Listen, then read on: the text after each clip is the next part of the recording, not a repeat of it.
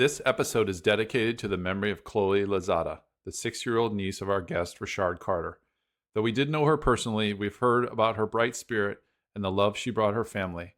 Chloe faced the challenges of a chronic autoimmune condition with remarkable strength, inspiring those who knew her. In her honor, we want to recognize all the families quietly navigating similar struggles every day. Chloe's memory is a reminder of resilience and the power of love.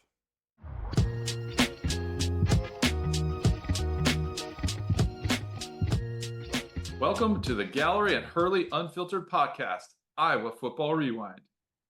Subscribe now on YouTube or your favorite podcast player to get a behind-the-scenes look that you won't find anywhere else.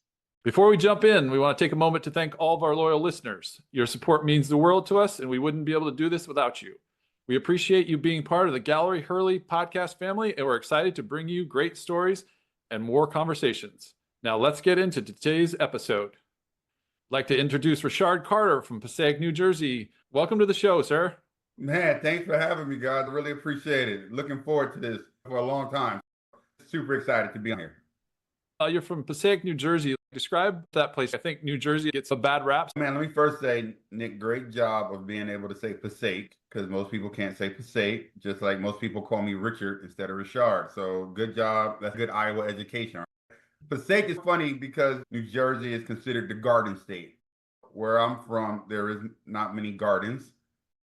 Brian, I think you need to bring your efforts of changing the world and recycling up to northern New Jersey. We have nothing but concrete jungles. That's where I'm from. We're like a smaller New York in a community setting. Very diverse. Growing up, had all types of friends, Black, white, Hispanic, Indian, Asians. Everybody just lived in this melting pot of Passaic, which was only 3 miles. People on top of people. In Iowa, everything is spread out. In New Jersey, everybody's on top of everybody. I work for Johnson & Johnson. Our headquarters is in southern New Jersey. Whenever I go to my home office, I'll definitely go up north to hang out and see friends from high school or individuals or family. It's a great place to visit, but now living in Texas, I normally only be there for about 1 or 2 days, and I now consider myself a Southerner now. So I get opportunities to hurry up and get back home to enjoy weather like today, where we're in October and it was 92 degrees today, which is crazy, but I enjoy the heat rather than the cold right now. Start us out on how you got involved in sports when you were younger. I think it started out, I was pretty fast. 2 things worked in my favor. One, I was pretty fast. I went to a Catholic elementary school, and we used to have an Olympic day. And that's where you would do all the little obstacles and relay races. Seemed like I had a bit of talent. We didn't have AAU, track, or basketball like kids have today. And I think that's where Ricchard Carter made his name of who is this kid from this Catholic school, because they didn't really expect anybody from the Catholic school to have any type of ability. The one little ability I had at that was pretty much running fast. And so I was able to win a couple gold medals there. And then I started playing Little League football around 3rd grade or so, playing tackle, and really just love football for some apparent reason. I think one of the things that helped out a lot was I was the only one kind of in my neighborhood that always had a ball. So I guess if you wanted to play, you had to pick me. The older kids never wanted to pick the little dude, but I'm the one with the ball. And I never forget my first position where they didn't want to get me the ball, I had to be the center. So you had to hike the ball back to the quarterback. And I used to notice after a while, the center never got the ball thrown to him. It was just like, hike. And then I'm like, I'm open. They didn't have nobody sticking me. So then I used to just start doing center sneaks and just keep it. Next thing you know, they saw how quick I was and started throwing me the ball. From there, played a little basketball, wasn't that good. I walked a lot because I was running so fast I couldn't dribble. Couldn't do 2 things at once. In high school, that's where I really began harvesting on my athletic ability with track. Being in New Jersey, we had winter and spring track. I did football, winter track, and spring track. Freshman year, before winter track, I bowled. Growing up, my dad always wanted me to do something just a bit different. He was big on just try this. And he was a bowler as a hobby. And so he was like, I want to put you in this bowling league. So every Saturday, right after football season was over, when I was in third, fourth grade, all the way up to eighth grade, I was part of a bowling team. We didn't practice or anything. It was just Saturday mornings. Going into my freshman year, I didn't know what winter track was, but I knew what bowling was. I knew I wasn't good enough to play basketball. So I said, I'll go try bowling. I made the JV squad. I ran spring track and was really good in spring track going into my sophomore year. I didn't really think the girls would like me being a bowler. I thought that winter track would be a better opportunity for me to score in more ways than one. So that's the route I went, man. And then from there, just kept going. My high school career, I did football, indoor track, and spring track. Were you doing football the whole time?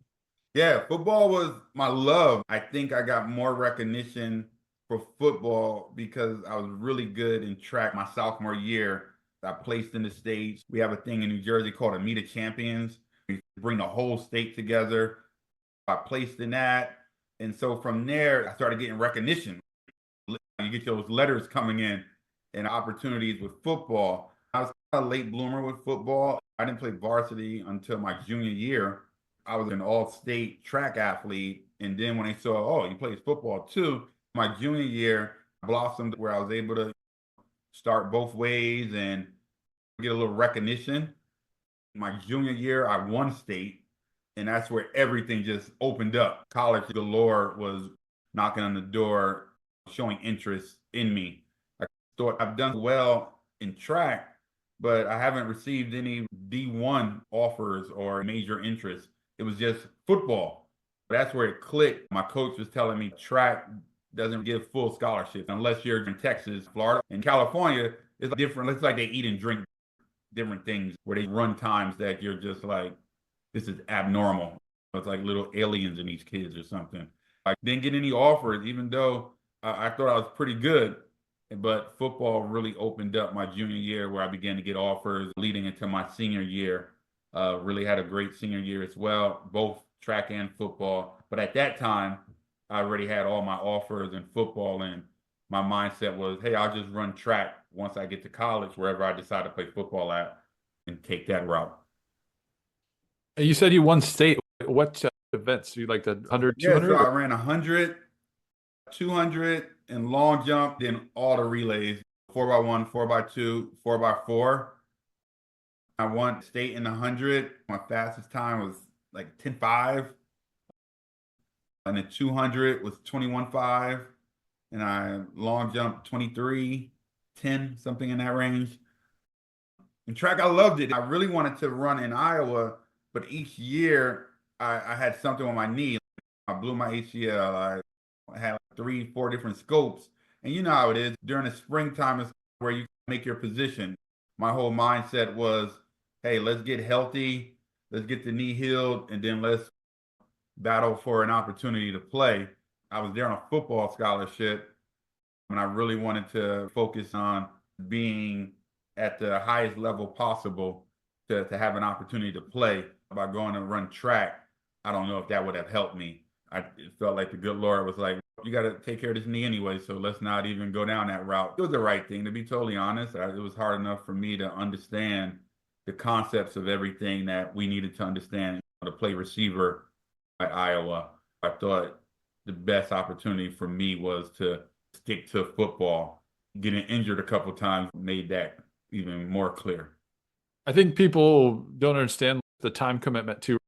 If you're playing two sports plus trying to take care of schooling and all that, just the time commitment is overwhelming. The mental and physical toll, I think, you have to be a special athlete to pull that off. When I see these true freshmen come in and play, I don't care what level. If you're leaving high school to go to Iowa or, I don't know, Grinnell or somewhere, just to make that leap forward to now you're at the collegiate level, it's amazing to me. One, you think about a kid leaving home to live in this environment, especially the environment now is just so much more than what we were experiencing when we were in Iowa City.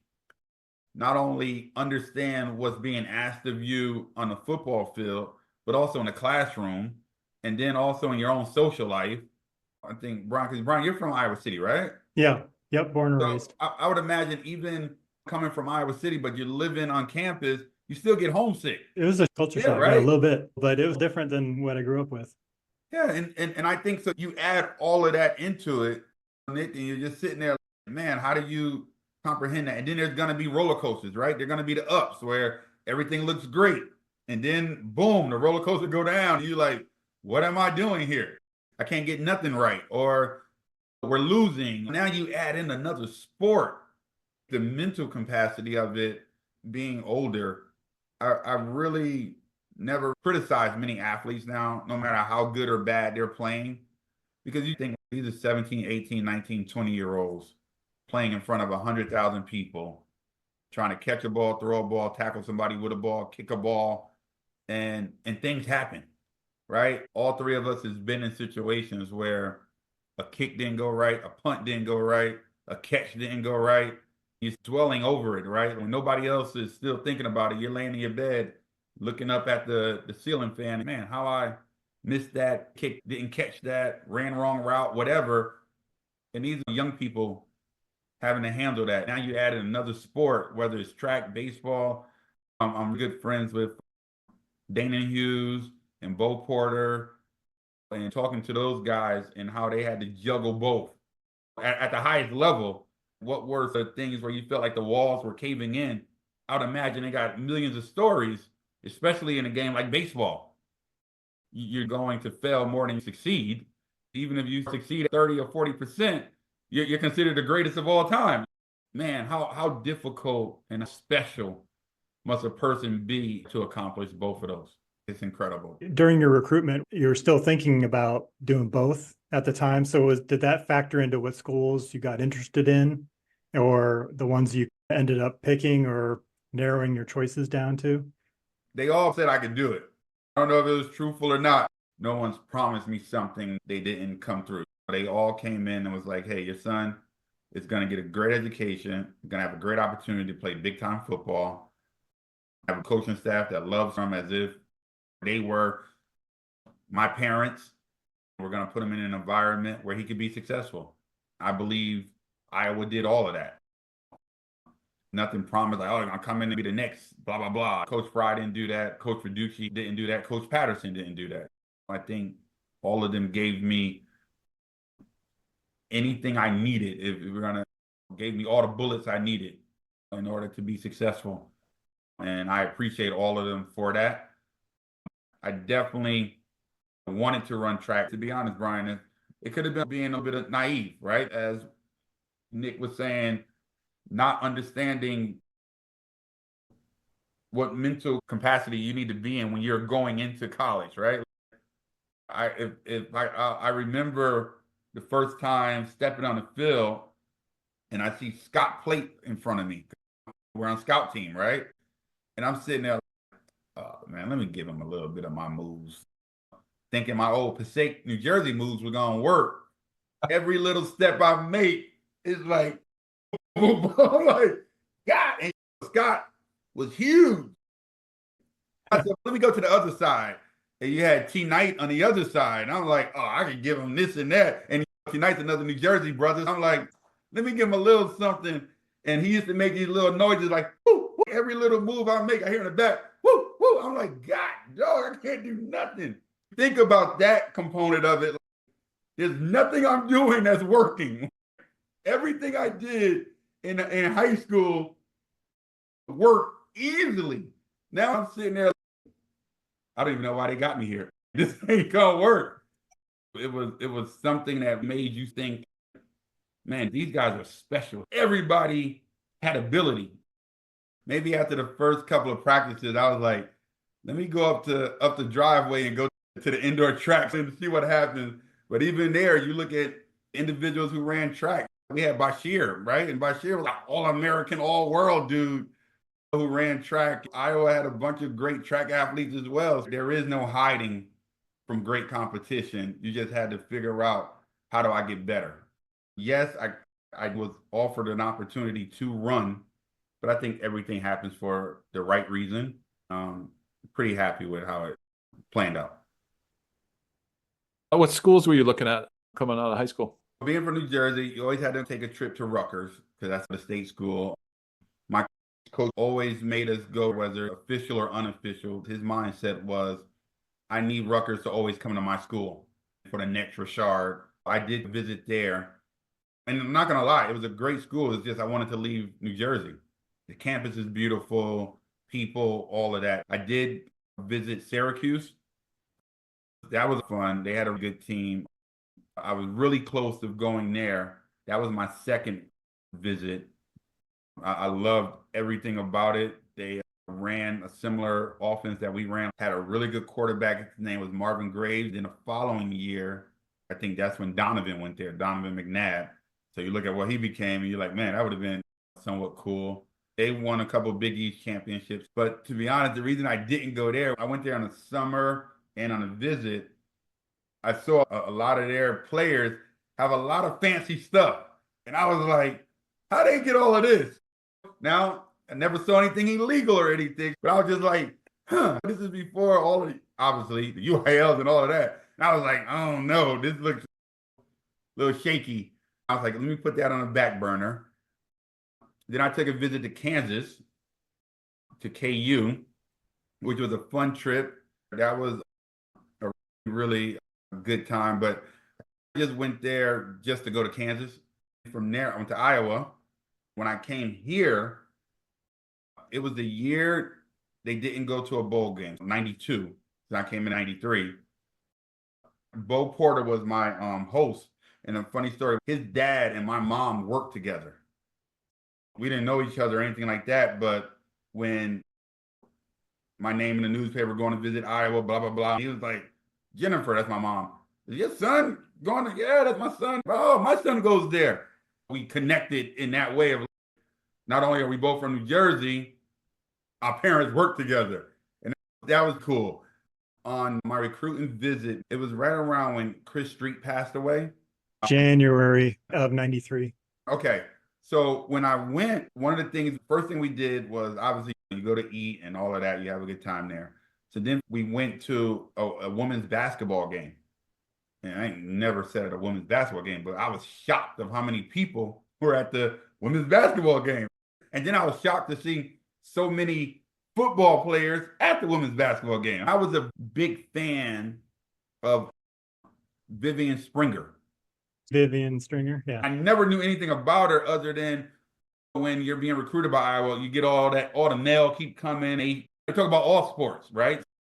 Just kept reading up about her and just what she just embodied as a coach, and then going to the game, watching how she took charge of it, seeing all of her and what she was about was major to me. They went to the Final Four that year. Dude, that's crazy. Yeah. And it was packed. Like I never saw an arena packed like that for women's basketball. So from there, we hopped on a CAM bus. I still mess with Bo about this to this day. He was bragging that he was using Danon's truck, right? I think he had 2 Sport or something like that on his license plate, a Cherokee. Yep. And I'm like, why are we outside? It's freezing cold, like freezing. If you got a truck, bro, why are we sitting here at the bus stop? In my city, you only take the bus if you ain't got no truck. But he was so worried about driving because of what happened to Chris Street. He didn't want, he was like, nah, I don't want to drive. I found out later on what happened to Chris Street. So we hop on a CAM bus, go to Slater, the famous Slater Hall. We walk on the first floor and everybody's out. The whole team, blacks, whites, everybody is in a hallway having a good time, doing what college kids do. I saw so many people from the East Coast, New York, New Jersey, Larry Blue and Harold Jasper, Bobby Diaco, Scott, Sluss, T. Knight, Bo, all these East Coast individuals, and then the Texas individuals, the Demos and the D-Robs, felt like home because I'm from an area where diversity is just normal. I was just like, this is incredible. I promise you, I walk out, open the door, you walk into the foyer, the front of Slater inside, the payphones was right there. So I go, I hop on a payphone and I call my parents. I say, I'm committing. And this was Friday night. I'm committing. Like, my mom and dad are like, what about Syracuse? Because, they want to come see me.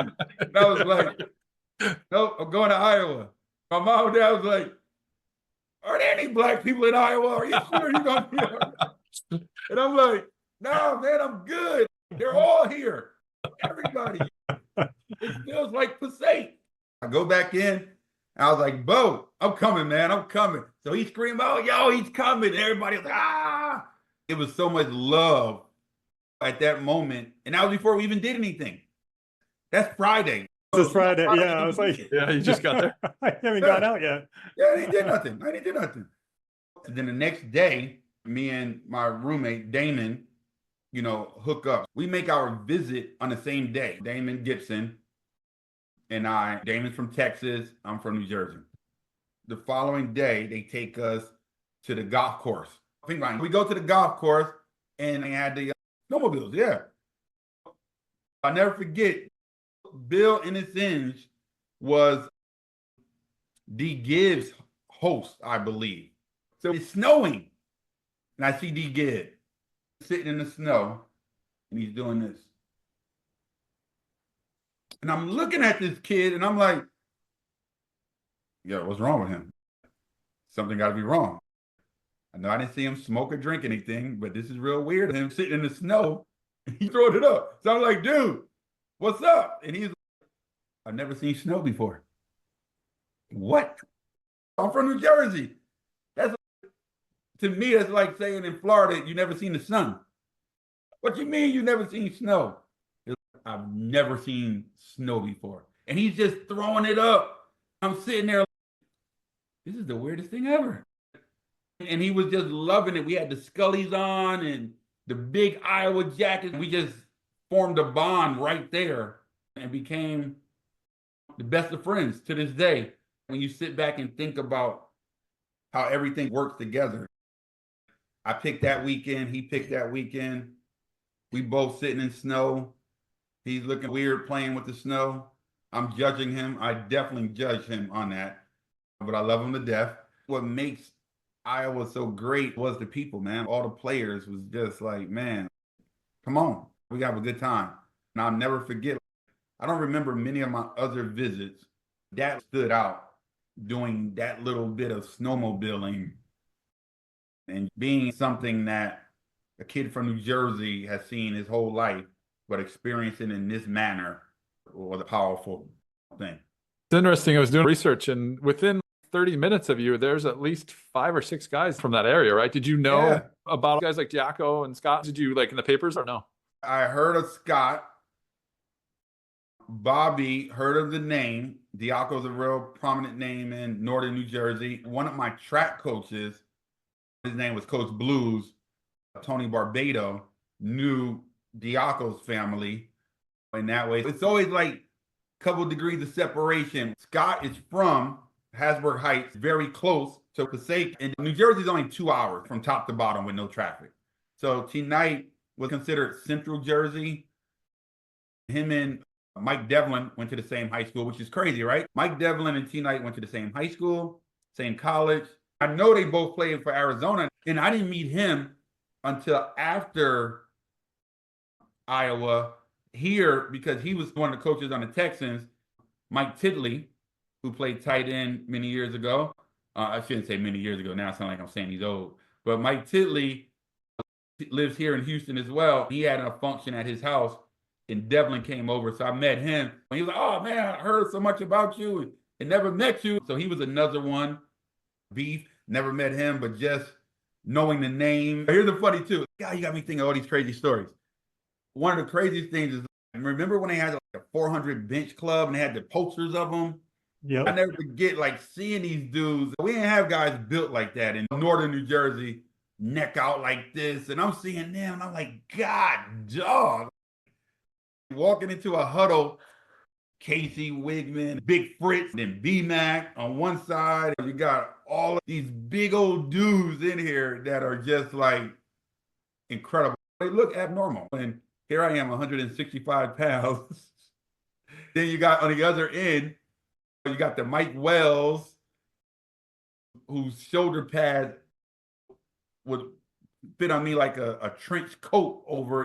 It was just amazing to see all of these big dudes that you saw that neck was like right here and just crazy. That's funny you say that about the bench clubs, right? I can remember walking into that locker room and seeing those and 500-600 pounds.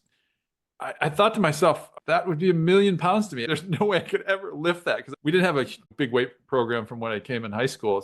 So seeing those numbers, I was like, wow, this is unreal. It was like, what is, I will say to you, all the wideouts, especially in my class, probably one of the strongest ones. I've just thrown it out. Not going to pat myself on the back, but I am a little bit right now. You put me on the truth.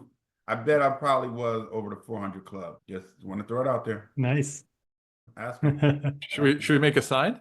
We should, man. We need to take a picture right here. Make your own club. There we go. It was just inspiring and incredible to see them do it. Dude, you got me thinking. The scariest thing that kept me up at night more than anything was that doggone 300-yard shuttle. That was the worst. I thought you'd love that. What? No, I've always passed it with good numbers, but mentally, oh my goodness! No matter how much in shape I was in, I don't know if it was just the anxiety of it. It was terrifying. I'm just happy that I never failed it because it was like, oh, you failed it. Oh, you got to come back. You got to come back. Now, I messed with Big L today. I got to have him on one day. Big L used to cheat every time he did it. He never used to touch the line. And I remember he used to always argue, and I used to be thinking, he need to save his oxygen because he got a lot more time to go back and forth. He used to yell, I touched the line. I touched the line. I still mess with him today about that, man. He's one of my good friends that lives around by me. Did you guys like the shuttle? You had to run it too. We had to run it too. Our time was 48. We had to meet both runs. The first time I learned about it was like a week or two before camp started. I was like, what is this running thing? It was like nonchalant. Oh, we got this shuttle test you have to pass. I was like, what? And I prepared for this thing. I was timing myself. I'm like, the first time I ran it was like 58 seconds. And I was like, oh my gosh, this is embarrassing. I'm going to walk on. I can't fail this. They're going to kick me off before I even get on the field. So I passed that first one, but I was freaking out because I didn't think I was going to have to do a sprint test. That's not my position. The first one, I never forget when we had to do it in a summer workout or when freshmen had their freshman camps. They're like, oh, we're going to practice the shuttle. Go run. So you like, whoo. All right, next group, go. All right, bring it back. The next one, you like, whoa, what? First time I did it, it was like 40, 38, something crazy. The next one was like 55, 60, because your legs are lactic acid and they feel heavy. You had to learn how to do it, how to run it. One year, it was real close. It was close enough for me that I was like, oh my goodness. It wasn't that I wasn't in shape. It was just the mental of going out hard, not too hard, trying to judge it. No matter how you ran it, it hurt. I used to hate, like Bo used to do it, and he's a talk. This ain't bad. This ain't. The next group going, and he's still talking and going. I'm like, come on, dude. That's when we say people are just built a little different. I was reading about Michael Phelps. His lung capacity is just different than everybody else's. He can just breathe different than the rest of us. So I think people who can run the shuttle and talk and help other people run it are just different. We should explain the shuttle so people are clear. Yeah, the shuttle is 60 yards, right? You run 5 times, pretty much sideline to sideline. Each position has a certain time to reach that number by. The receivers, I think we were like 45 or 44, somewhere in that time frame. It would be like receivers, running backs, and DBs all had the same time. The kickers and punters, you probably had the same time. We were with the tight ends and maybe running backs too. Oh, running back? And quarterbacks. We were all in the same group. 48 in my mind sticks. I'm not sure, Nick, do you remember? It feels like that was the number, yeah. I think the receivers were 45. That's entering my mind. Linemen maybe 50 or 52, but you had to get both runs under that time, right? Yeah. And you only get 1 minute break between both runs. It's the next group. When they hit it, you back up again. Took them 50 seconds. So about a minute. You Yeah, get 1 minute like you said, to do it, about a 1 minute minute. break, 1 minute, you're on. You're right back at it again. And if you didn't make it, now you go into practice. So you hated that you didn't make it because now you got to go through 2 days and you don't get another try until the end of the week. Because I don't think it was like the next day. It was like, so now you're beat up. You done did 2 practices every day. So now you're nowhere near as, I guess, refreshed as you was coming into summer workouts. And now they're like, oh, here you go. Got to do it again. If you don't make it, they drop you. You won't start. I think that it hurts somehow. Yeah. Yeah. It's not a good thing to miss. Always, never seen no great player not make it, even if they probably didn't make it. Just want to throw that out there. I bet they sat there and said, oh, no, Nick Gallagher, oh, he going to make this. Oh, Brian, he going to make this. We need him to kick this ball. I don't care what number. But Coach Pryor, probably, they're going to make this. Who's that? Coach Henderson, right? Was y'all coach? We had for a couple Triplet, years, then we had Triplet, Henderson. Yeah. It was like, oh, no, both of them, they're going to make their numbers. Don't worry about it. Now I ain't messing with y'all. Yeah. I had a healthy fear of it. I think I was going into it saying, okay, if I can somewhat pace myself, I can do it. And I think I also had the thought I can die after I'm done. I'm going to do this because I don't want to have to be that guy that shows up the next week and the coach is like, all right, line up. You've got to do your cross fields again until you get this. It was a downhill slide. And we didn't have to do anything else after that. It was just, that was it. I think. Yeah, I don't remember us. We didn't have to lift a weight. It was just pass this test. I've got to pass this no matter what happens. I can die for a week if I need to. Right. It was just the best, man. It was hard, but it made you suck it up, dig deep. If you didn't make it, your coaches had to come in with you. I used to talk to Reducci because he had the big lineman. You didn't want to let your coach down. Nobody ever wants to be that guy. Yeah. And somewhat enjoyed the down and backs from when you did like the full field. Those competition days, because I ran the 200s. This is my race. So it was fun. I can get in there and compete. Derek Price, of course, would just smoke the doors off of all of us, but I would be in the running or in the medal. Yeah, he was a heck of. Your tight end group was a nice group, man. Where you look at you and shoot, look, bro, you was the first kind of dual athlete too, man. Forget Hunter. Say somebody be a punter and a tight end. Pretty good. Right? I guess I go back to Coach Patterson and how much he rode me about it. So it's an interesting thought. How did that happen? I don't know if you explained that before. Oh, that was all me. So I started as a freshman. I think I got to my sophomore or junior year and was feeling like I could compete athletic wise. Right. Not be, great, but I was like, I could hold my own. I'm 6'4" and can run decently well. My blocking was a little under what it should have been because I was more of a running back, but I like an H-back, I could have blocked decent. And so I think I heckled them until they finally were like, okay, we'll put you on something. Just stop talking to us about it.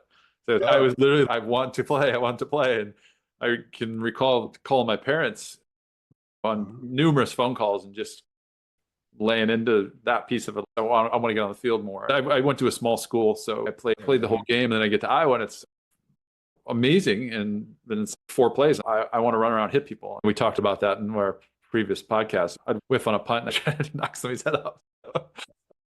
They let me practice tight end. I played 5 or 6 games of kickoff return the one year until I twisted my ankle on a practice one day. Everyone was like, you're out. After that, the dream was dead. Coach Elliott wanted me to play DB. Man, you need to come on over here. And I was like, nah, coach, I'm good. I don't want to do it. So he's in charge of the gunner on the kickoff team. So I want to play, right? He's like, I can use you, Ricchard. Come on over here. Thinking about speed. He's like, I want you to be the gunner, as in like when Hurl, you're about to kick, go down, break the wall. It's an opportunity to get on the field. Never forget this. So we're going against you and I. Me, D-Gid, Demo, and Willie Guy. The receiving group, y'all knew we were crazy, a little weird, funny, just overall silly. So buck naked posse? What do you mean? Buck naked posse. You already know how we all do it. We used to call the 4 of us the awesome foursome. That was our little side joke. On top of the butt naked posse, we had a little group inside. Oh, subgroup. This is amazing. Yeah. See, I said we were weird. We're going against UNI. Never forget, I'm running full speed. I run a dude over, make the tackle, run off the field, high-fiving, D-giving all them. Boo, good job, boo, getting me all excited. So now we're killing them. So I go back again. We score, I'm running, rip the dude out the way, about to make the tackles. I must have rolled back around. Bam! I'm up in the air. Boom! So now the run is past me. The dude is on top of me. He's boom, boom. And I'm trying to get him off of me. But the bad part about it is everybody's away from me. So all is me, my leg like a bug on the floor, scrambling up like this. It's like, get off me. I'm running back to the sideline. D-Gib, Willie, and Demo just looking. 3 of them are just standing there and nobody's saying nothing. They just bust out laughing. They said, you just got beat up by somebody from UNI. Oh my God. And you couldn't do nothing about it. Whenever something crazy bad happened, the next day or Monday, we got film session. So we in the special teams film session.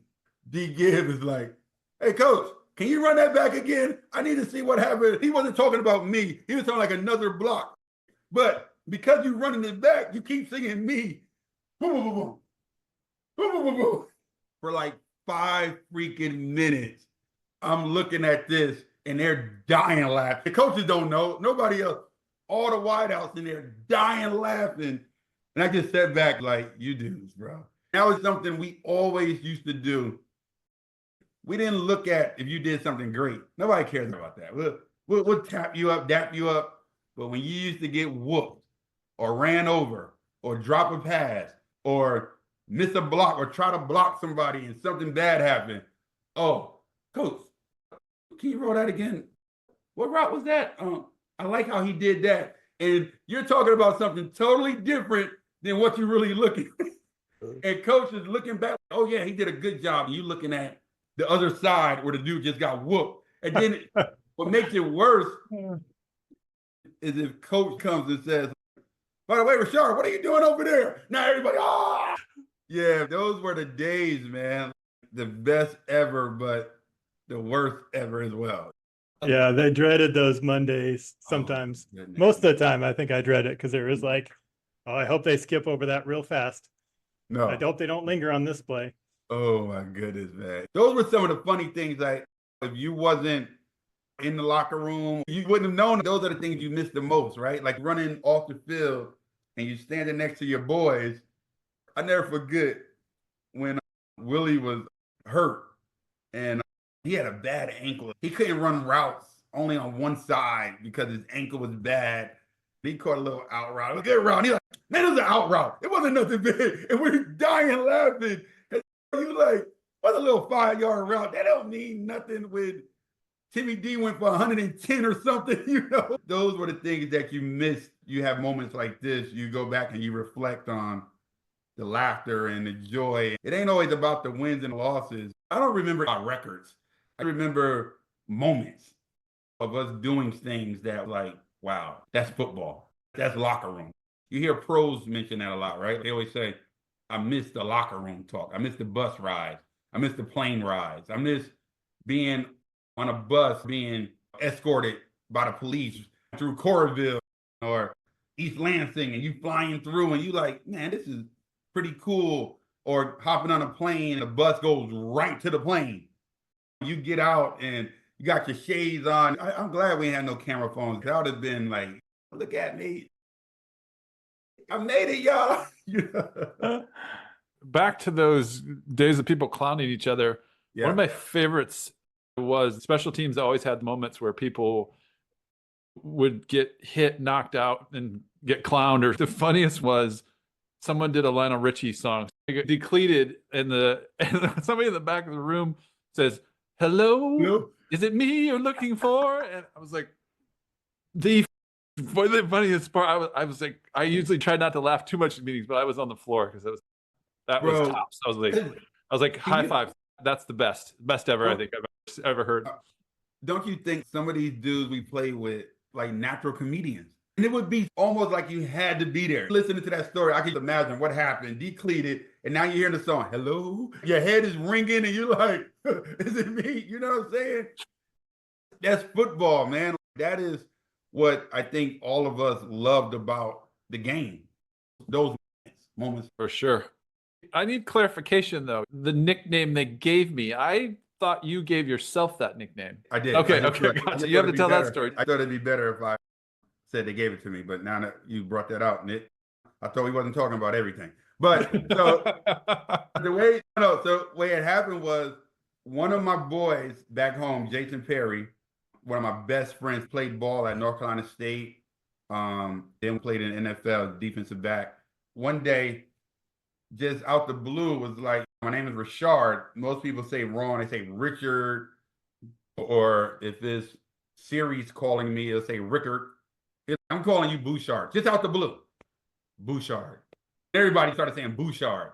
When I came to Iowa, or I was already at Iowa, I was telling the story to Demo and the guys. Somehow Coach P hears it. He's like, oh, we're going to call him Bouchard the Frenchman. So he started saying Bouchard. He told the newspaper, I got the first Frenchman from New Jersey, from Ricchard Bouchard. It went from Bouchard to Boo. Nobody calls Demosthenes. We just say Demo. Then you go from Demo to just Mo. You know what I'm saying? Damian Robinson, just D-Rob. I was like, just call me Boo. Or Bouchard, then they shut it down to Boo. So then everybody started, and I used to joke, it was either Demo or Said or one. I forgot your real name for a period. It was like, Ricchard, what are you talking about? Ricchard. Even to this day, I'm on a group text with Larry, Cliff King, Lloyd, Danon, and Harold. And I don't think none of them have called me Ricchard ever. So much my kids know when I'm around them, they know who they're talking about. A funny story, Big L's wife was like, he was like, yo, we're going over, when they first moved here, oh, we going over to Boo house. She's like, don't be calling no grown man Boo. And so she always joked with me all these years. I still don't believe they call you Boo. Everybody just says Boo, and don't Boo. That's funny you brought that up. I started it, but they took it over. Teammates do. We didn't know the origin either. I guess his name's Boo now. Yeah, Yep. I was talking to Vernon this week. To this day, call me Boo. And Tariq Holman, who's another New Jersey guy. Both of them are New Jersey guys. Boo. He don't never. Tariq calls me Boo Juice. That's a story because we all lived together in Pheasant Ridge. Everybody lived in the Ridge. Wait, Oh yeah, we did. Yep. We had a 4-bedroom. How did you get I a think four? I started You that. had a 4-bedroom? Yeah. We Right. think we started that. I think I was part of the crew that started that whole thing. Holy smokes. You had a 4-bedroom. That's like seeing Bigfoot. I've never seen nobody have a 4. We had a 3. Somebody spilled juice in the living room, and it was a big stain. And so Tariq was like, that's Boo Juice. From that point on, he called me Boo Juice. He called my wife Mrs. Boo Juice. He don't call her Carmen. He'd be like, hey, Miss Juice. From day one, he called her Juice. And to this day, if we call him right now, he'd be like, what's up, Boo Juice? Yeah. I think we almost have to do that to see. That'd be hilarious. Yeah. This is exactly like practice. I'm crying. I don't even know half the origins of these stories. It's so funny. You guys just busting on each other, and Oh it's like, my I God, can't even got tears in my concentrate, eyes, but- seriously. Because to this day, nobody knows who spilled the juice, but they blame me. They were like, no, that's Boo Juice. That's funny, bro. I got tears in my eyes thinking of those stories. Training tables were funny because that was the culmination of all this. It was Comedy like a hour. common show. Yeah. Oh my goodness. Those who don't know, training tables like where we ate, right? That's where we had our meals during dinner at practice. They had the students had one side of the normal cafeteria food, and then they'd make the special steak, potato, high carb, large portion food, and we'd be on the other side after practice. So like as the cafeteria was closing, we had our own cafeteria. Growing up, my parents only cooked steak, well done with A1 sauce. That was it. You had to have some type of sauce. So when I get to Iowa, I didn't realize that there was different temperatures of the steak. We saw the big linemen used to eat the rare ones. And we used to walk past and was like, yo, he's eating lion kill. Like, that's blood really coming out of that. We was like, I think it's still breathing. The heart is still going. Like, I cooked steak tonight in this meeting. It turned out pretty good too. But rare, we used to be like, what in the world is people doing? When they used to see us do the the well done, they were looking at you like, what are y'all doing? Like, you're eating a tire. You know what I'm saying? That was crazy. Back to training table, man. So remember we used to call the back where all the Texas and New Jersey, New York, we had the ghetto back there in the hood. That was like the hood. And then we had the suburbs in the front. Sometimes you think it could get into blows because especially like days we had one-on-ones. If you felt like you beat somebody, you walk in there with a little, and being the jokesters that we are, like, oh, he got you today. And you're like, no, he didn't know it. Then next thing you know, people start, you got like, all right, I'll calm down. And then, especially like big linemen, that used to be crazy, especially like when I never forget, man, them dudes, like Ross Verba, that's a name I haven't heard forever, man. Has anybody ever talked to him? He's off the grid. It sounds like, yeah, no one has, we've talked to yet. Yeah. Yeah, like he used to, like them linemen used to go crazy when, especially if the scout team used to get a little bit of them, it used to be like the light switch. It used to be like, whoa, like where did this come from? And it used to carry on and but we used to have so many jokes. And I think you had to have really thick skin. It could be about football. It could be about relationships. Somebody was with somebody broke up, now somebody dating somebody else. And if your boys heard about it, oh, they're gonna let you know. They're gonna let you know. And then if you show you got feelings about it, It's over. It's like throwing salt into a wound. You can't show no emotion. It's bad, really bad. It was the best time. You got mentally tough no matter what. Whether you was good or bad, somebody was gonna give it to you. Seen a lot of people just start moving. No longer sitting there. They start moving to different areas. Why are you moving? What's going on? And we joked up. We got somebody else, gonna kick somebody else out. It was the best time ever. Remember the coaches used to come in sometimes when they had their meetings, they would come in and eat. I think Donnie P was not impressed with how raucous it got. I can remember him coming in and being upset with you guys. Coach P was a straight shooter, come into his office and he'll have his papers and be like everything was precise. The pens laid straight, notes, the letters would be perfect. Coach P, and I still speak, he's a remarkable man. Like I didn't value or appreciate him as much as I should have as a teenager playing for him. He taught more about being a man than any route he's ever taught me. Like Coach P ain't curse, always neat. West Point, right? He taught us on time is late and 10 minutes early is on time. Take your ear screws out. Words I remember as a 17, 18-year-old freshman that I still apply today. He taught us back then the right way you handle yourself. The way he talked about his wife and his daughter and how glowing he was. And still to this day, whenever I come to Iowa City, I always call him and take him out to eat. No matter what he's doing, he would find time. He moved close to the golf course, not too far from Pheasant Ridge. Come on over, I want to show you my media room. And that was just like the coolest thing because he was talking to me as a man-to-man. I still call him Coach P, respect him not only in title, but in stature. We had jokes with him too. Whenever he saw us get off the bus, once we pull up, he's like, all right, let's go. When they named me Boo, they're like, all right, you got to do Coach P when we get off. They were like, go ahead and say it, Ricchard, go ahead. And I was like, let's go. And everybody used to bust out laughing. I remember that. Yeah. There was nobody I've ever played for on any level that knew more about the opposing team, what they were going to do, and made us know that as well. The tests were not that we were scared of them, but you knew going into the next Saturday morning when they asked us the question, you had to answer it.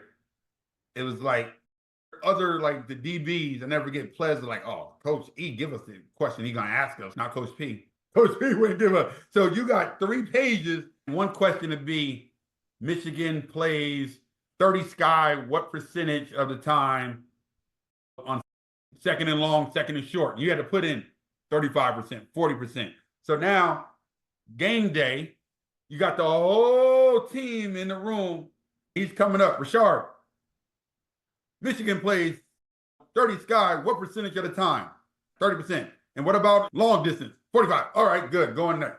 He always got somebody, and I'm going to the last game of the year. He didn't get me yet. We're about to play Minnesota, the last regular season. I'm ready. And that doggone joker got me. I said the wrong answer. He's like, nope, want to try again? I said, oh, like in my mind.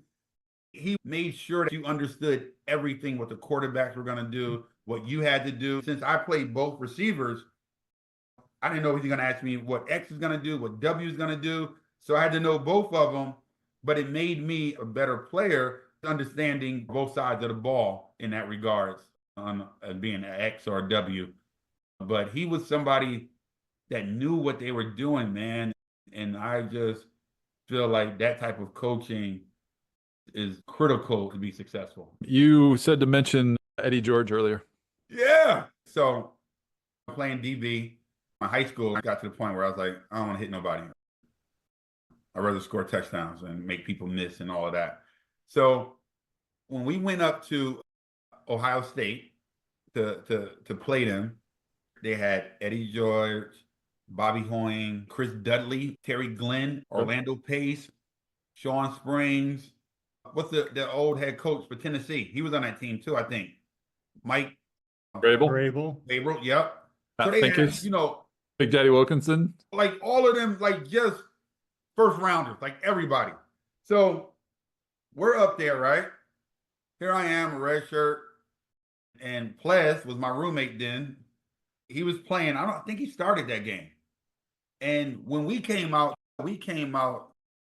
Brian, we didn't have the body like Nick, the goddess. We little skin and bones.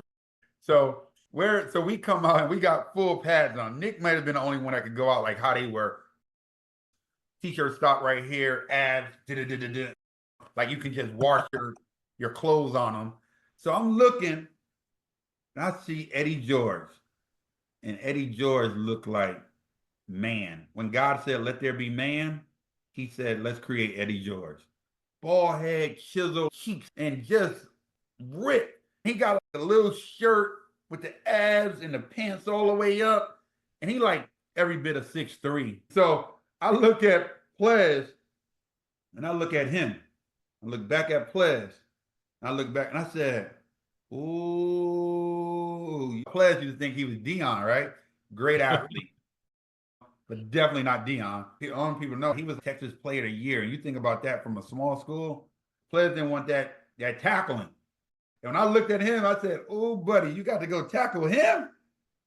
Ooh. And at that moment, it made me reflect on, oh, nah, I don't need no parts of no defense. Like, this was a good decision for me. Sure enough, that Eddie George game, they ran up and down the field on us. I think we went in undefeated, if I'm not mistaken. I know if we wasn't undefeated, we were definitely like one loss. It wasn't like one of those. I think we were ranked. Maybe we'd lost once by then. We were okay. Yeah. I think it was 2 ranked games. It wasn't like they're supposed to go and score 50 on us. And I never forget, I think even Coach Fry knew this was going to be a tough one. We joke on this, me and Demo and D Gibb, when we talk sometime about football. When Coach Fry said, if we do everything right, and I mean everything, we got a good chance today. You look, it's 30-something to 7 at halftime or something. 56-7 at halftime. So there we go. See? I told you I remember scores, but I remember we only had 7. I do remember. That was a tough one, man. The last play of the first half. Otherwise, it would have been 56-0 at half. The final was 56-35. We scored on their second team in the second half, but we'll take that. That was the worst beatdown I've ever been part of. That was by far. It was effortless. It was one of those games where you're just like, they're just better than us. And sure enough, whole team was drafted almost, right? Half the team went early, so they Yeah. could have been double that good. Not to call out Ples, but we started the game with Terry Glenn did a 70-yard bomb. Ples slipped and he was gone. But what was crazy about that play, the first time he did it, he overthrew him and then ran it right back again. No knock on Ples because Terry Glenn, rest his soul, he did that in the pros on a regular. His body control and what he used to do, you ain't supposed to look at other players like that on the other team, but you was like, God, dog, like talented Terry Glenn. That whole team was special. That stadium might have been the loudest I think I've ever heard it too. Agree. We were going into, I guess at that time the horseshoe wasn't closed in, right? I think they've now enclosed it. It was open on the one end. So the opposite end, we're going in and we're on the 5-yard line. And I just remember it being so loud that like, the sound was like bouncing off the sound. So it was doing this. It was, yeah, you can see Sherman just trying to like, call plays and do whatever. It just, we did hand signals the whole game. It was no, like sitting next to each other, you couldn't hear each other. It was that loud. And it was beating us that bad, and they still was that loud. To be honest, it was bad sportsmanship. Like they should have. You guys calm down just a bit for us. Should have turned it back. And even like the track was on the inside, so they weren't like they were on top of us. So they had like 20 yards. Yeah, they were past far. our bench. Like, Yeah, you know what stadium was that I thought was going to be louder that wasn't? I thought Michigan was going to be a louder stadium, and that wasn't. Like, I thought Wisconsin was louder, and maybe because of the way it was shaped. It is a weird shape. That's why it doesn't sound as bad. No, it's more like a bowl almost. Yep. And it wasn't. But at Ohio State, what was the coldest game? I got a story about the coldest game I've ever played in Iowa. Northwestern game that year. That's the at one. Northwestern. Yes. We ain't talked about King Hawk. That's what we call Timmy D. King Hawk want to come out with no sleeves on. He's like, come on, guys. Come on, butt naked. Let's show them. So, of course, we got to come out with no sleeves. We used to think we were harder than everybody. We used to go take a lap, like around the whole stadium. And I'm sitting there like, what am I doing? This is freezing. So now we do the warm-ups, right? And so we did warm-ups running out route. The field is icy. It's cold. It felt negative, right? I still remember that cold, like to this day. I never get like running an out route. And I don't know who threw it, but it almost made me lay out a little bit. So I like, and it was like, and I was like, oh my God, now I'm bleeding on warm-ups and it's freezing cold. And you get was like, you go 1, 2, 1, 3, 1, 2, 1, 2. So we both rotating back and forth like one play out of 4. So you sitting there and you like, if I calculate in my head, like how many times I'm gonna be in. Now Timmy D, he in 100 plays, he got time to warm up. Nick said, I'm only kicking a couple of times, I need to get back on the field. So we ain't got no sleeves or nothing. So we go into warm-ups and we just like, man, Tim, we ain't gonna do this, bro. We putting on these sleeves because this ain't working. Because it was that cold. And I never we was running plays and we would run the play, say the play, run back in the field, and don't even go by Coach Fry to get the next one. We would go right to the heater, listen, and be like, all right, here I come. It was just a revolving door because it was the coldest it's ever been in my life. I just think you shouldn't play football in that. It's not safe. I think it was cold enough. I'm from Iowa originally. It was cold enough where I burnt my shoe on the space heater. They had space heaters on the sideline where they were shooting out the hot air. I burnt my shoe because I couldn't feel it. I've got to get this thing warm. I think we lost that game, didn't we? We did. I remember the dude ran the punt back and I was chasing him. I was like, I'm not going to catch him. But I just want to keep running because I was warm. I got tackled on that play. I think if you go back, I went to turn around and tackle the guy, and the guy jumped on me from behind. Oh my goodness. Yeah, I remember that, man. That was something. Because who they had? I think they had Darnell Autry. Was that the running back? That sounds familiar. They went to the Rose Bowl that year. They were undefeated up to that game. So it would have been an upset for us to beat them, actually. The story was they were 8-0. Now they're 8-0 after the win. Okay. Back to next year, they're good too. Those 2 years, 95, 96 were really good. Must have been something in the water. Here's another funny story to my expense. I don't know why I'm telling these stories. See if I give you some ratings. My girlfriend at the time, now my wife, was taking a Saturday class. We were up in Wisconsin. She was listening to the game, and she's not a big football fan. They're listening in class to the game. Somebody asked her, Carmen, you said your boyfriend plays, right? And she's like, yeah, he plays. And they're like, oh, what's his name? Ricchard Carter. What number? Number 4. And another guy comes out. He just fumbled the ball on a kickoff. And she was like, what? I'm like, yeah, he just fumbled it. Good Lord. So it was always a joke. Oh, you watch the game. So we joked about it over and over now. Like when we tell people that I played. One time we was in class and we was talking and another guy was like, he just fumbled the ball. Good riddance.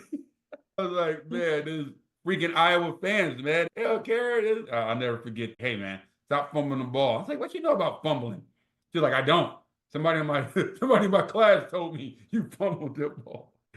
So yeah, that was one of those moments. Hilarious. Even funnier, they're listening to the game during class. Right? It's even funnier the professor allowed them to listen to the game during class. She's pretty smart, so it wasn't no like basket weaving class or anything. It probably was a real difficult class. I bet nobody in Iowa has done this. My true freshman year, we had freshmen's practice first, right? Before the varsity or the vets come in. And we had 2 of these. You go to your first practice, have lunch, then you go back to the dorm and take a nap. Me and D Gibb go to practice. The hard part about practice during 2 of days is you never know what day of the week it is. Every day is the same. You don't know if it's Sunday, Monday. Every day is the same. So we go to 2 of days, eat lunch, take our nap. When it's time to go to our next practice, everybody bangs on everybody's doors as we're leaving to get everybody up. All right. So we go to sleep. And now everybody's coming. And everybody start banging. Get up. So I guess we get up and then lay back down. The next thing you know, we don't know what time it is. We oh my God, wake up. We late for practice. So now we run outside across the street to wait for the bus. Now, mind you, we true freshmen, so we don't really know Iowa. So we're waiting for the bus for 15 minutes. And we like, oh my gosh, it's Sunday. The buses don't run. So now we run through the field house. Then we go through the field house to get through the hospital to get to the practice field. We get to our practice, the second practice, right when it's over. We missed the whole practice. The sad part about all of this, Rich is the only other receiver. So Rich ran the whole practice by himself. Coach Fry is like, look at these 2 yahoos coming here now. Coach P just looked at us. Coach Reducci shook his head and kept walking. Coach P made us run an hour and a half. For whatever the practice was, we just ran laps nonstop. And we sat back and we was like, you know what? I bet nobody ever missed practice. It wasn't on purpose. It wasn't like one of those disgruntled people. We literally overslept. Larry Blue, a really good friend of mine, was like, Boo, your class, when y'all came in, I just knew y'all wasn't going to make it. Y'all was just out there doing weird stuff. Y'all was crazy weird. We was just say, nah, they're going to be gone. Some of us didn't make it. I thank God I made it. We just sit back and think, how we missed practice? That was one story me and him joke about to this day. We missed practice and blame each other. You didn't wake me up. I did. You didn't wake me back up. Rich looking tired, mad at us because he just ran the whole practice by himself, man. That's one of my favorite stories. Crazy story. So you had a couple wide receivers in your class. How did you all get along when competing with each other? Yeah, that's funny. It was me, Rich, and D. Wasn't Dwight in your class too? No, he came a year after. That's right, right. We came in as redshirt freshmen. 3 of us redshirted. And when it was time to play was when Dwight came. D-Gibb wanted to change his number. Obviously, like, we didn't realize 10 was 10. After our true freshman year, D-Gibb wanted to change his number to 6. I never forget Greg Morris was like, or it was either Greg or Dick. No, that number's for Mr. Dwight. We were like, what? We ain't having no freshman coming here. D-Gibb like, yeah, I want that number. And we like, who the hell is Mr. Dwight? Then you read, you're like, oh, okay, that's Mr. Dwight. We get it. But I say that to say, going back to your question, I think it started with the tradition of the wideouts. When we first came in, Harold Jasper, Anthony Dean, they took us under their wing, helped us study, taught us about the different routes, how to run it the right way. Demo, Willie, like big brothers of really showing us how to do things, even though we were all competing for playing time. And I think it was due to the D-Nices in that group, John Falloon, teaching them how to do it, and Jeff Antilla teaching us how to do it, and Hornaday, and all these older guys, whether they were starters, walk-ons, anybody was willing to give insight to help you play. There was never no hate. Even with Timmy D, we knew he was the poster child, but he was a good dude. I don't think anybody in our room felt like he acted like he was King Hawk, like we nicknamed him King Hawk. Here's a good example. There were certain plays that were aligned for him, or not just for him, all of us, but they wanted to get him the ball for a number of reasons. I never get, he would go to coach in game time, practice time, was like, Ricchard, Demo, D-Gibb, Willie, they can run these, coach. They can play. They can do that. And he didn't have to say things like that. He was just one of the guys. He didn't allow the press or the prestige that he earned to make him have this big head that I'm that dude. He was as if he was a walk-on. Like, he just wanted to ball out. I think having that attitude opened up the room. And then having the attitude from other greats of the Danas and Harolds, they created a foundation that they passed it on to Demo and Willie, and to D-Gibbs, Rich, me, Timmy D. Then we passed it on to the Khalils and the Caspers. It just kept going on. In my opinion, I think that's why the wideout room was cool. We all wanted the ball. We all wanted to succeed. I'm not gonna lie, D-Gibb was my roommate, and I played behind him.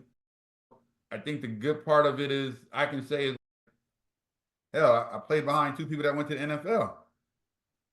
I can man-to-man say both of them were better than me, right? Like, I can say they had more ability than I had. I maximized my ability. Did I want more opportunities? Absolutely. I don't think any receiver worth their salt wouldn't make those statements.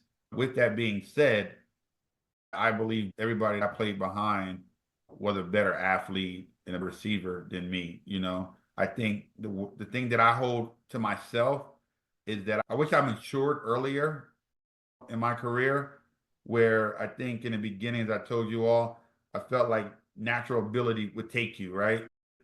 I think many players like D-Gibb, like he was focused on, I want to get to the league. And I think from my mindset in the beginning, I'm happy I'm here. I'm gonna get a degree. And if the league come, I'll go to the league. Didn't realize that, wow, when I started having opportunities, it was like, okay, maybe I can play. Then injuries and things of that occurred in that same breath. I think the work ethic could have been better on my end to really look at, how do I enhance these skills? And if I had to do it over again, I would have done those little things that I think create greatness, doing the things that you don't see the greats do. Like, it's one thing to be at practice when everybody walking off, the greats stay an hour early or come an hour before. I think that needed to be the attitude I should have had, that now that I'm older, coaching and doing things, I should have tweaked that and would have been better in that way. But overall, man, I think we competed.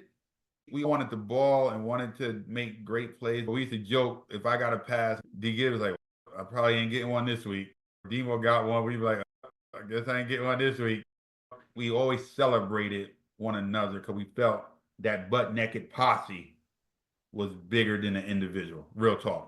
Somebody I talked with is Casper. Came in as a walk-on, and he really appreciated me being a scholarship athlete, wanting to hang with him and talk. That meant a lot. I never thought of myself being something other than just part of the team. You look at what the Heralds has done and the Demos and all of them did for me.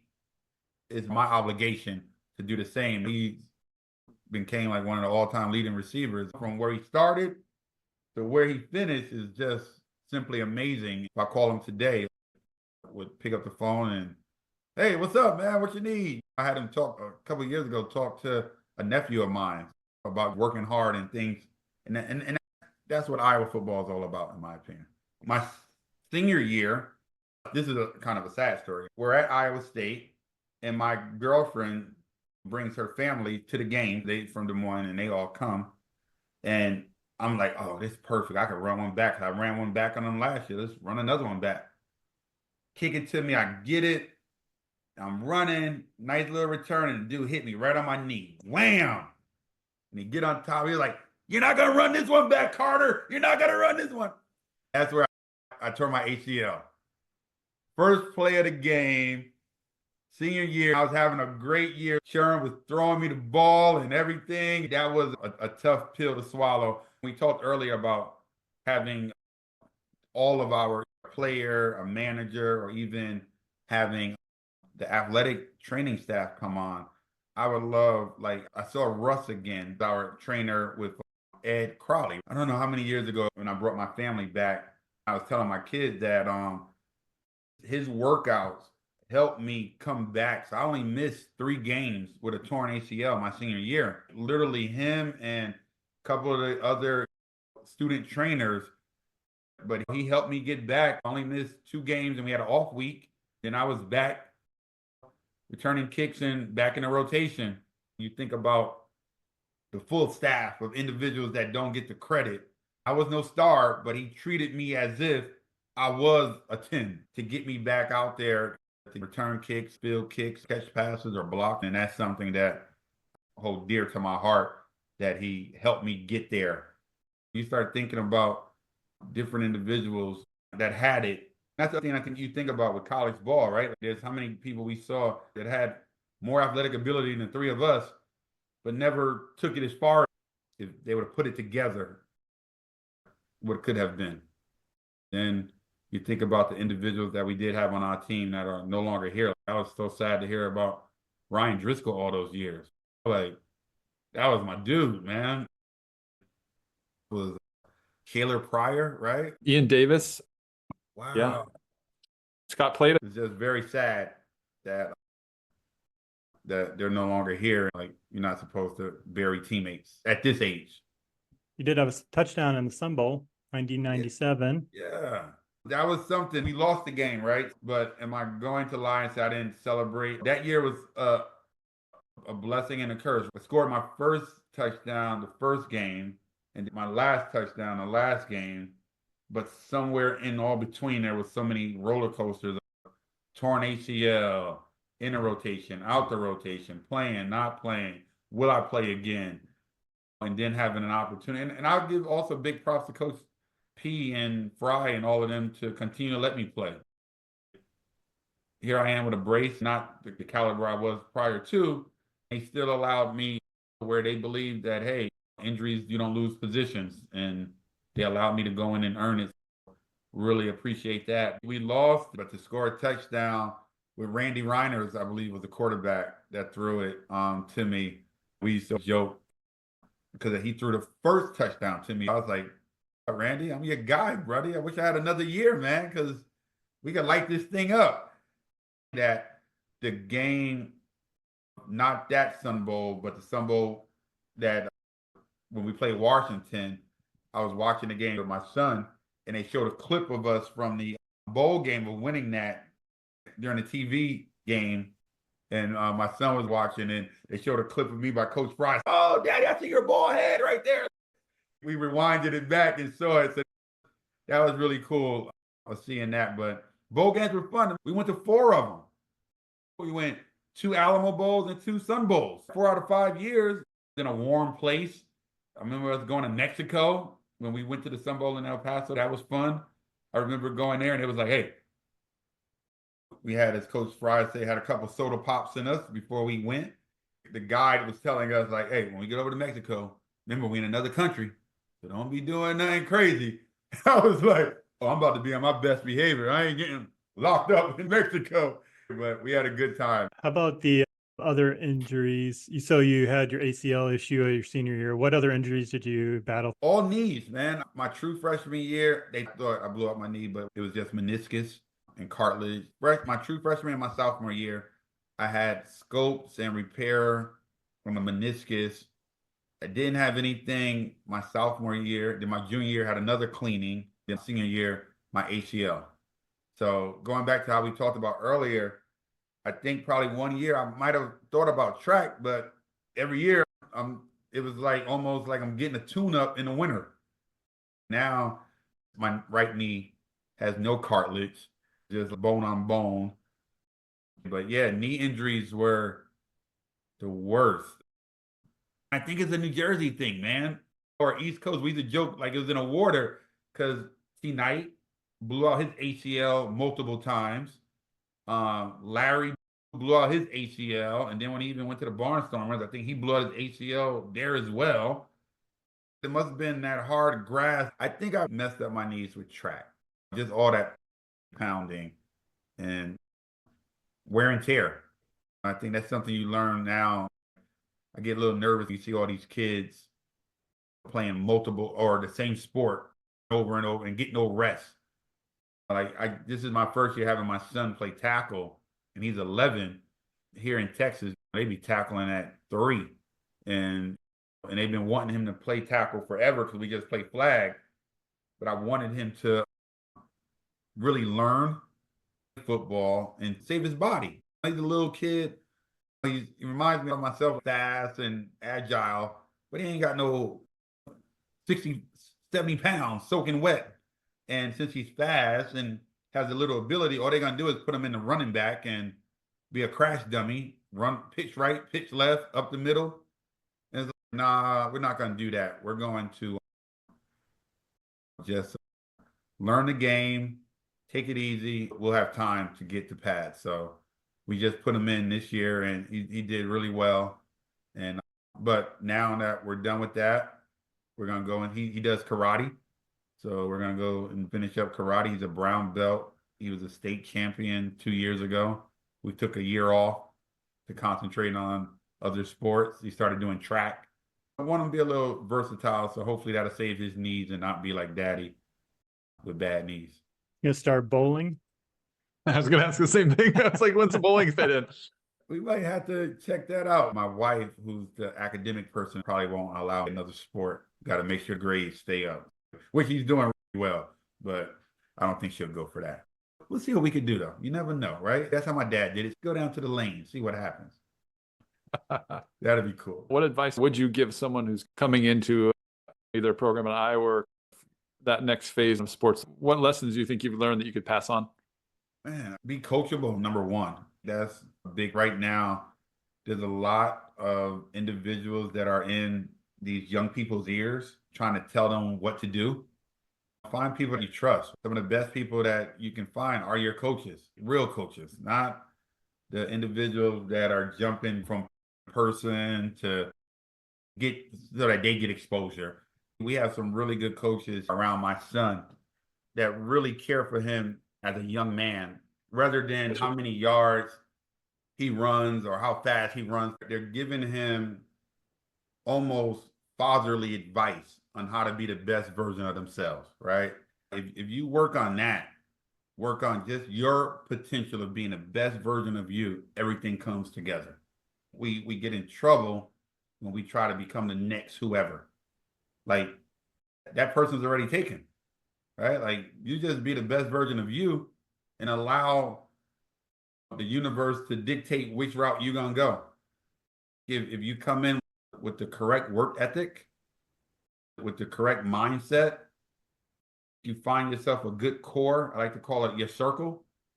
Find individuals that can help motivate you, push you to be the best version of you. That's what you want. Pigeons and eagles don't hang together. An eagle flies higher than a pigeon, right? And so if you believe you're an eagle and you see the individuals around you are pigeons, then somebody's out of place, right? Either you are flying with individuals that you shouldn't be, or you think you're something that you're not. You got to check yourself, right? I always try to pour that into young people so you can be the best you. Lastly, I find out, what is your why? Why are you doing what you're doing? Some individuals are doing it because they feel this is the only way I can get to the next level. Nothing wrong with that. Some for the love of the game. Nothing wrong with that. Some be rich and famous. Whatever your why is, just make sure it's the right reason. And let's make sure that you're putting forth all that energy to be great. Coach P telling you to come early, don't be late. That goes into life, right? Don't be late to meetings. Don't be late to work. Don't be late to your kids' stuff. Be on time. Always be beyond on time, because you don't know what that person's watch is. If I'm 10 minutes early, then I know most likely that watch he or she may have ain't going to be 10 minutes of a difference. So I'm going to be good. And I think you keep those type of, I like to call them wisdom, wrapped up in your head, I think you'll be good to go. And then I think as an athlete, I say be a multiple sport athlete. Don't put all your eggs into one basket.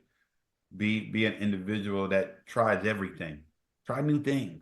You never know what you may want to be if you don't step out of being comfortable. I tell my son all the time, our job is to make you feel uncomfortable. Your job is to get comfortable feeling uncomfortable. If you can do that, think about how great you can be, where you can just sit back and say, I know this is going to be difficult, but I've been here before. And then if you got your crew, your circle, they're going to motivate you to get through, right? They're going to help you, because you're all going to be there together to work on whatever that uncomfortable feeling is. You're not by yourself. Love it. That's awesome. That's great. I think the other thing too is, you see me on Facebook and say, be encouraged, right? That's my phrase I always use, because I think encouragement goes a long way. The world we live in is more about tearing people down. Like, people get off on that. This is what they want to do. Let me find something negative to say about whoever. Let me find this is wrong. What if we just took a deep breath? I'm just going to concentrate on what you do as well and motivate you and help you be the best version of yourself. If you enjoy doing it and I give you some encouragement, I can help you get from good to great. But if I knock you down, not knowing your full story, we don't know many people's full story. You don't know what it took for someone to get out of bed today. Like, I'm really big in mental health, of making sure people are like protecting their peace. And that's one of the things that I really work on with young people, is because you never know what's inside of them, what's going on at home. Is mom and dad barking at them? Is school they being picked on? Whatever it is. So if they come in front of me, I don't want to be a reason why they felt they couldn't do something. You never know when you may be the only positive reinforcement that individual may have ever received. They woke up and said, today is the day I'm going to give it one more shot. And they walk past Brian, and Brian say something crazy. I tried. And now they do something, and you realize, God, I had an opportunity to pour into this young man or this young lady or this older man or this older woman, and I didn't know, or I decided not to. I think if we really take our time to really just be human and do what we did as football players, right? We laugh, we joke, but if you saw me down on the ground, you're going to pick me up. If you're in a ped mall and see something wrong, you're going to pull me out of the fire instead of pushing me in. That's the attitude we need more of, in my opinion. We do that, I think we're right. That's what Iowa people do. And the Jersey people who went to Iowa. Adopted Iowans? Just Definitely. be good to people. Yeah. Right? You learn that at Iowa, right? Like, when I first got there, this will be my last story, I'll tell you. When I first got there, Coach Reducci, we went to the Ped Mall. Coach Reducci from New Jersey. So he said, watch this. And we're walking and people are like, how you doing? How you doing? How you doing? How you doing? Hey, nice day out here. You guys had to pay these people to speak like this. Because in New Jersey, we don't do that. You said you lived in New York, so you know tunnel vision, right? Like when my wife came to New Jersey, I told her, hey, tunnel vision. Don't be speaking to these people. Definitely don't stop. And she's like, they're so rude. They don't even say nothing. And I was like, they're not rude. They're just focused on where they got to go. Maybe a little rude, but they're just going, right? And that's who we are. But when I was in Iowa, seeing all these people just say hi and how you doing, just being nice, it was amazing, humbling. It was like a fantasy world. Two of my tutors, Barb and Vic, who I love to death as like moms, came to my wedding in Jamaica. You think about that. Two individuals said, we care about Ricchard that much. Maybe because it was in Jamaica too, but we're going to come to his wedding. That means something to me. I think that just shows how people care for people. That's what we need to do more of. Yeah, great, man. Barb and Vic were the best, right? Extended family. Yeah, they're awesome. Incredible. Helped a lot of people get through, just the relationship wise, even if it wasn't passing tests, just being there, a shoulder to lean on if needed. Yeah, just they didn't care about football like that. It was just they cared about us. They didn't care about who you were. If you needed help or needed a conversation, they were there Saturday, Sunday. It wasn't like they were making a bunch of money being our tutors. I'd say those two were my favorites for the love they showed me and so many others. Two incredible women. We joke and say got more degrees because they don't help many of us stay eligible than anybody in the University of Iowa. They were the best, both of them. And I still speak to them when I head back to Iowa to visit my in-laws. That I would do anything for those two. We should get them on. That would be awesome. That would. I set that up. I swear I would. I bet they got a million stories. Millions of stories. That would be, I would set that up. You would have to ask them too, who were their best. Because I used to always joke, did I move up on your top 5? I got to be up there now. What do you do with Johnson & Johnson? Yeah, so I am a district manager. I've been with them for 20 years. I work in the neuroscience division, and I have 10 reps that work, I don't say under me, I hate using that, work with me. Yeah. So I cover the whole state of Louisiana. I have 4 reps in Louisiana. And then I have 5 reps in South Texas, Houston, all the way down to the last exit before Mexico. We deal with patients who have schizophrenia. My reps call points are psychiatrists, NPs and PAs, and social workers in the hospital, outpatient, and all of that. I remember having to pee constantly during the game. I think it's nerves or pressure. It wasn't like I was drinking that much liquid, but I think it's just like a natural reaction. But when you get to halftime, you're like, oh, I got to pee so bad. I'm dying here. I used to just pee. Literally, we're about to swarm it up. And it wouldn't be a lot. As we used to get ready for the swarm, then I used to go in right before we walking down the steps to go down. Let me run and pee real quick and catch everybody. That's why I was always in the back. I had to pee. I probably shouldn't tell this story. I was playing in Europe. We were in Scotland, and in the middle of the game, I really have to go. It's quite a walk up the concourse to get to the bathroom. We got a close game. Of course, all your teammates give you bad advice. Like, just go. My outfit was just perfect. So I'm like, yeah, that's going to be really obvious what's just happened because I'm not sweaty at all. Finally, they talked me into kneeling down and taking it like a towel and doing it into a tub. You think you have stage fright doing drug tests during college, right? That's nothing compared to, there was probably literally like 15,000 people. I'm like, okay, we've got to concentrate and make this happen. Oh my God. It was super embarrassing. Then I was saying, no one touched this towel. I had to take the towel and throw it away. I was like, no one, don't wipe your face. Don't touch it. Just leave this one alone. Don't wipe your face with this one. Throw this over there. Don't wipe your face with this one. Don't mess with this, please. Oh my goodness. That is too funny.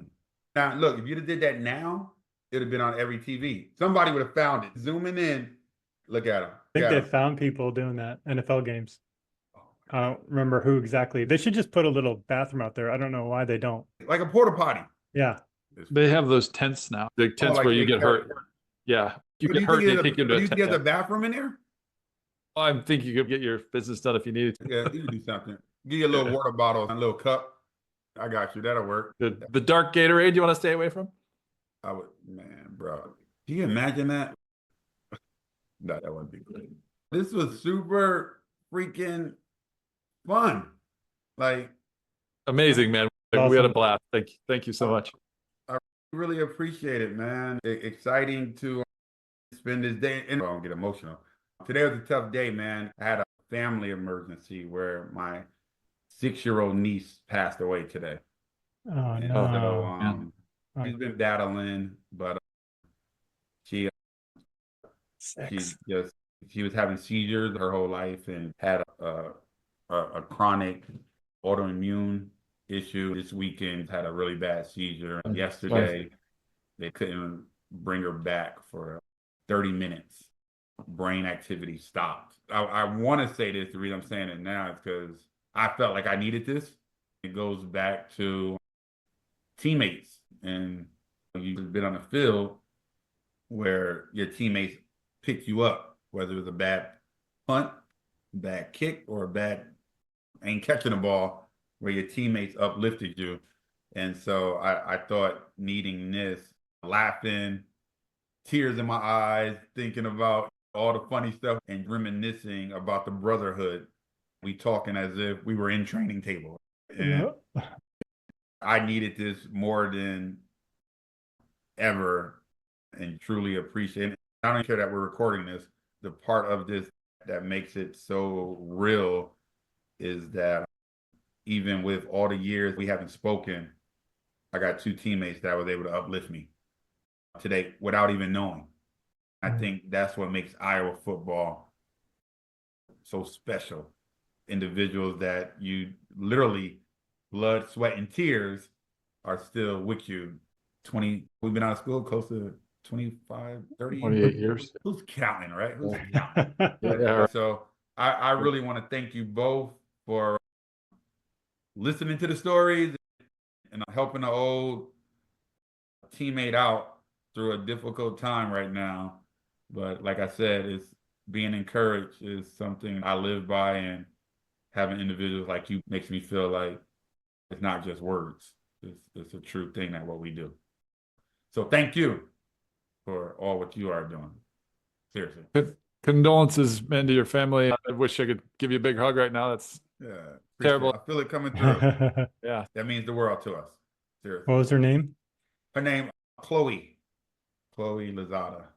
I don't use the word fighter because I think when you say fighter, there's a winner and a loser. I think she lived her life to the fullest, right? There are some people that don't have the impact in 60 years that she's had in 6. She showed all of us how to continue to smile and be a bright, shining star who couldn't talk, but you felt the warmth and the spirit whenever you was around. Her parents, my niece and nephew, showed me what true parenthood is all about. Being the patience and the love and not unconditional. I'm their uncle, and they showed me how to be a better dad. All of that makes you appreciate life and realize you can learn from anybody if you just open up and accept what individuals are bringing to you. Tying it back to the work of the University of Iowa Children's Hospital with the football program. I don't know if she was getting treated a lot, going to the hospital all the time. I can't only imagine what people have to go through and hope they can live some kind of normal life. Well, I don't get that chance. It's cool to see what they've done to embrace the children in the hospital system, all the work trying to make these things go away. Yeah, I was telling my wife yesterday when we were in the hospital, you seeing all the doctors and the nurses and techs come in and they do their stuff. These are just ordinary people doing extraordinary things, putting this and that together. They're wiping our eyes.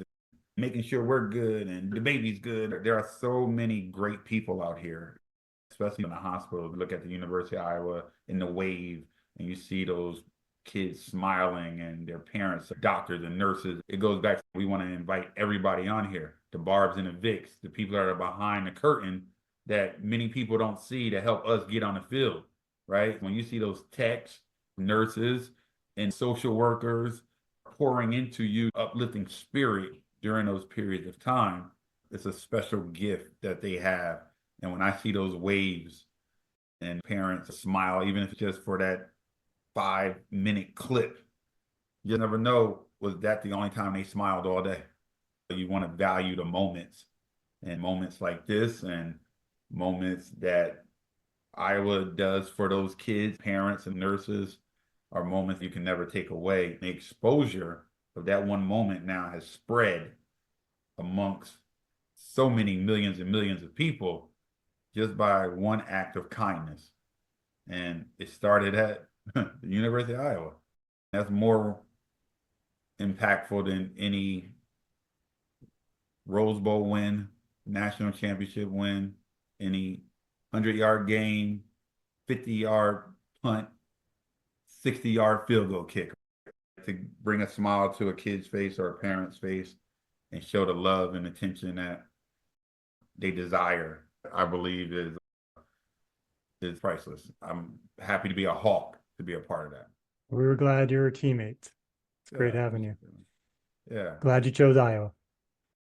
The best thing about me going to Iowa that I found my wife there. If I didn't go to Iowa and didn't go to Cedar Rapids to hang out at a club and see this beautiful woman dancing, who knows what would have happened. Who knows? So That's right. all of that works because of Iowa ties.